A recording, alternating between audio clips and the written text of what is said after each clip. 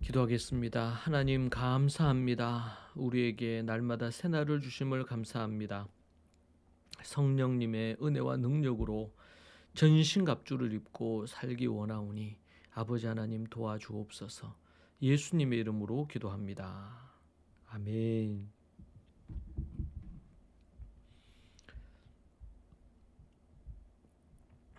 우리 찬송가 288장 함께 찬양하겠습니다. 찬송가 288장입니다.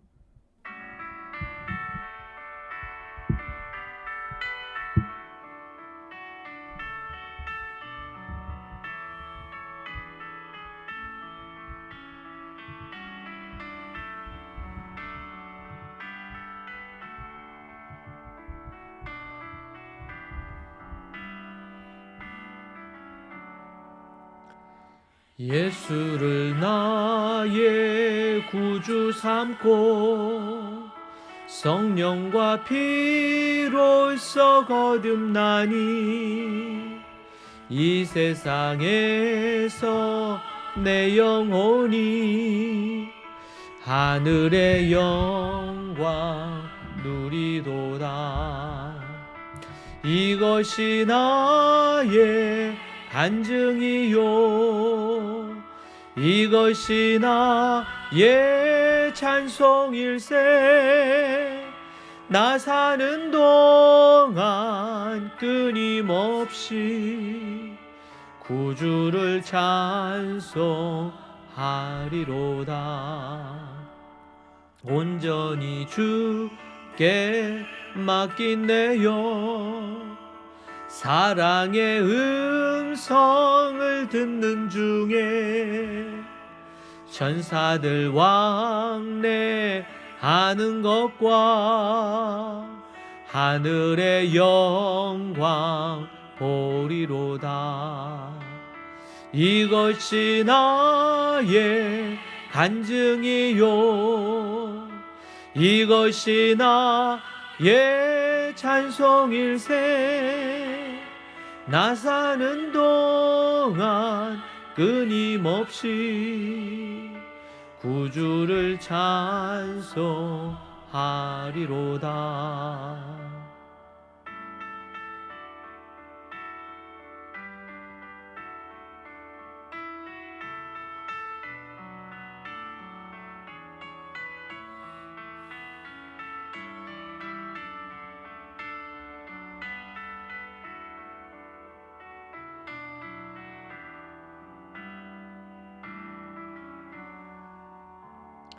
주 안에 기쁨 누림으로 마음의 풍랑이 잔잔하니 세상과 나는 간 곳 없고 구속한 주만 보이도다.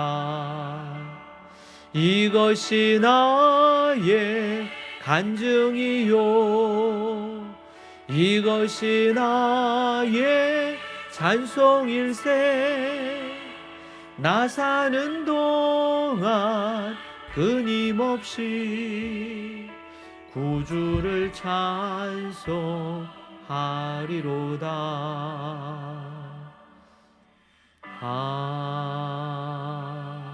아멘. 하나님의 말씀 마태복음 13장 18절에서 23절 말씀입니다. 마태복음 13장 18절 23절. 그런즉 씨 뿌리는 비유를 들으라.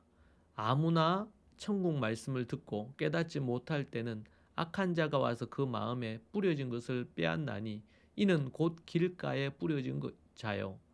돌밭에 뿌려졌다는 것은 말씀을 듣고 즉시 기쁨으로 받되 그 속에 뿌리가 없어 잠시 견디다가 말씀으로 말미암아 환난이나 박해가 일어날 때에는 곧 넘어지는 자요. 같이 떨기에 뿌려졌다는 것은 말씀을 들으나 세상의 염려와 재물의 유혹에 말씀이 막혀 결실하지 못하는 자요. 좋은 땅에 뿌려졌다는 것은 말씀을 듣고 깨닫는 자니 결실하여 어떤 것은 100배, 어떤 것은 60배, 어떤 것은 30배가 되느니라 하시더라. 아멘.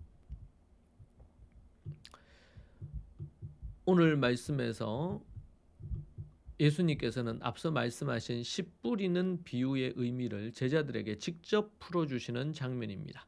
이 비유는 단순히 씨앗과 밭에 대한 농업 이야기가 아니지요. 하나님의 말씀, 씨앗을 받는 우리의 마음 상태, 밭에 대한 이야기라고 볼 수 있습니다. 그래서 씨 뿌리는 자의 비유지만 네 가지 밭의 비유다라고도 알려져 있는 비유입니다. 예수님께서는 네 가지 마음밭을 설명하시면서 우리의 마음이 어떤 상태여야 하는지를 말씀의 상태이냐에 따라서 말씀의 결실이 맺을 수 있는지 명확하게 말씀해 줍니다. 이 말씀을 통해 우리는 우리의 마음밭을 정직하게 돌보고 풍성한 열매를 맺는 좋은 땅으로 가꿀 부분이 우리에게 책임이 있다는 것을 알 수 있습니다. 여러분의 마음의 밭은 지금 어떤 상태입니까? 먼저는 그 말씀을 깨닫지 못하는 길가 같은 마음 상태가 있습니다. 이 첫 번째 길가인데 예수님은 길가에 뿌려진 씨앗을 천국 말씀을 듣고도 깨닫지 못할 때에 악한 자가 와서 그 마음에 뿌려진 것을 빼앗는다 그랬습니다. 길가는 단단하게 굳어져 있고 씨앗이 뿌리 내릴 수 없고 새들이 금방 쪼아 먹어버리죠. 마찬가지로 말씀이 마음속에 들어가지 못하게 튕겨져 나갈 때 사탄은 그 말씀을 빼앗아 간다고 말합니다. 이 마음은 말씀을 단순히 정보로 듣고 흘려버리는 영적인 무관심과 완고함을 의미합니다. 말씀은 듣는 자리에 앉아 있지만 마음 문을 닫아두어 깨달음과 감동이 없는 상태입니다. 우리의 마음이 혹시 길가처럼 굳어져 있지는 않은지 돌아봐야 될 부분입니다.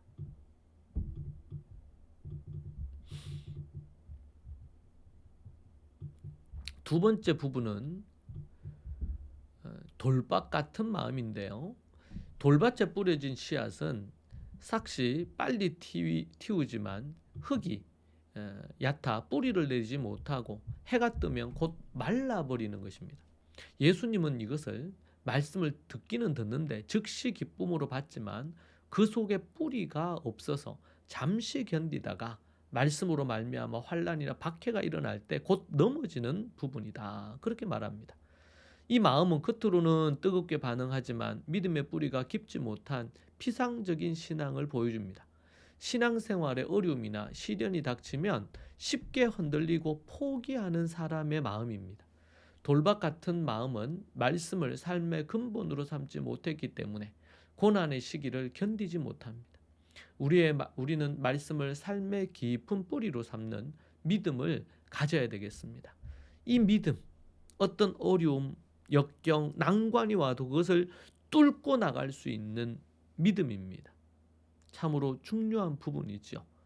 부부가 있으면 그 부부는 서로가 그런 믿음의 능력을 가질 수 있도록 서로가 영적인 자극을 주고 우리가 앞에 살펴봤던 것처럼 우리의 원수가 가장 가까운 형제, 자매, 부모, 자녀, 부부일 수 있다고 우리에게 말씀하시지 않았습니까? 그런 부분에서 길가밭이나 돌짝밭처럼 서지 않도록 서로가 서로에게 영적인 자극이 되고 그렇게 해야 될 필요가 있습니다. 세 번째 밭은 가시떨기 밭입니다.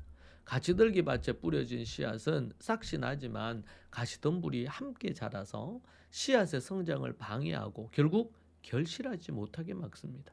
예수님은 이를 말씀을 들으나 세상의 염려와 재물의 유혹에 말씀이 막혀 결실하지 못하는 자라고 말씀을 합니다.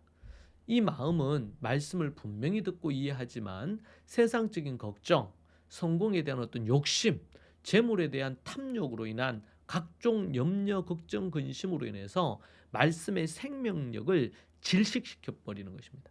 가시덤불의 씨앗의 영양분을 빼앗듯 세상의 유혹은 우리의 영적인 힘을 소진시켜서 영적인 열매를 맺지 못하게 만드는 거죠. 우리는 세상의 염려와 유혹을 경계하고 물리치는 영적인 싸움을 싸워야 될 부분이 되겠습니다.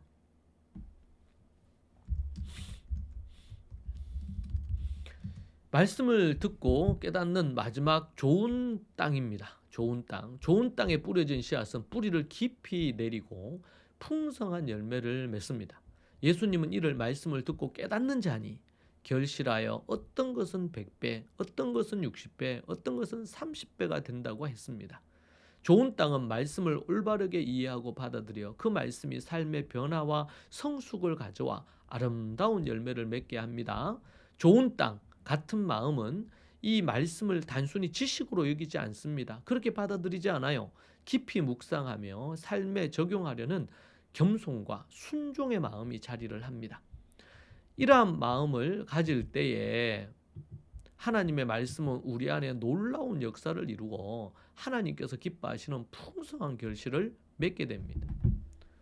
여러분의 마음밭은 지금 어떤 상태입니까? 세상의 염려와 유혹의 말씀이 질식당하고 있지는 않는지, 아니면 작은 어려움에도 쉽게 흔들리는 돌밭처럼 되어 있지 않은지, 말씀을 깊이 받아들여 100배의 결실을 맺는 좋은 땅인지 분별해야 되겠습니다. 여러분의 마음밭을 정직하게 돌아보며 말씀에 대한 태도를 여러분 점검해 보십시오. 여러분은 어떻게 매일매일 매주 말씀을 받고 있습니까? 또한 세상의 염려와 재물의 유혹이라는 가시덤불을 제거하는 노력이 필요합니다. 또한 100배의 결실을 소망하며 말씀을 삶에 깊이 뿌리내리는 훈련을 하시기 바랍니다. 여러분 모두 하나님이 기뻐하는 옥토와 같은 마음밭으로 주님 앞에 쓰임받는 종들이 되기를 소망합니다. 기도합시다. 하나님 아버지 감사합니다. 우리가 무엇인데 우리를 이토록 사랑하셔서 십자가의 보혈로 구원해 주시고 또한 건져주신 그 하나님의 은혜를 잊지 않습니다. 날마다 주 안에서 기쁨과 감격으로 살게 하시고 성령님의 충만한 은혜로 서게 하여 주옵소서. 예수님의 이름으로 기도합니다. 아멘. 우리 옥토와 같은 마음밭으로 믿음으로 서기를 소망하며 우리 안에 있는 모든 걸림들, 돌밭들, 가시떨기들, 딱딱한 마음들 다 제거하고 그것은 우리의 몫입니다. 제거하는 믿음의 결단과 행동이 있기를 소망합니다. 이 시간 기도합시다. 주여, 주여, 주여, 아버지 하나님 함께 하시고 인도하옵소서.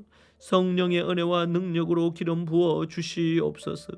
아버지 하나님 도와주시옵소서.